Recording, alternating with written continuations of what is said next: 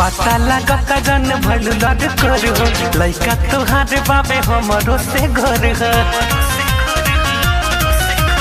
पता लागता जन भइल लड़ कर हो लइका तोहार बाबे हमरो से घर हो।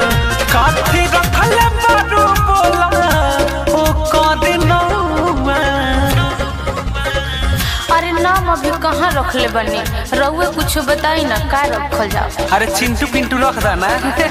अच्छा हाँ हो लइका भइल बाबे दूगो हमरा चुना एगो बिया बबे एगो बउआ यार जी ए कोनी के पापा हई रउआ।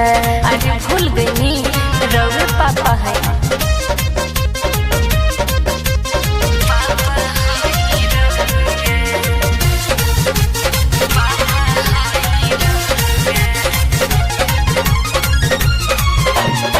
व्हाट्सएप पर फोटो खींच के भेजता निझाब से बानी बेचैन देखे खातिर हम कब से।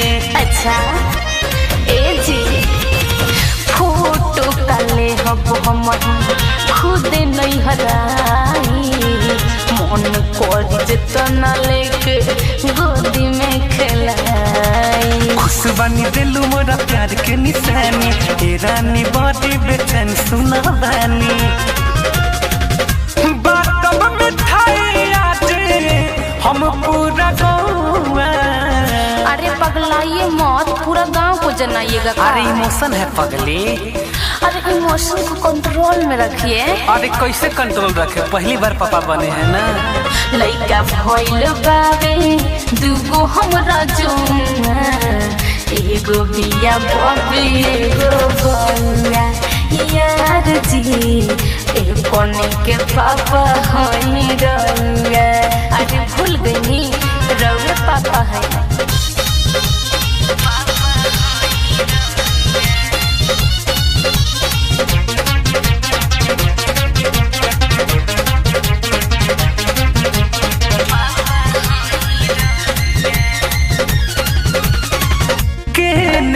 रखले रहब दोनों लाख लाना पर भाड़ा जे सुना नहीं हार जल दीते बना। घर आइल बारे अभी पिया रसिक हो अमित अनारी जल्द बाजी नहीं ठीक हो।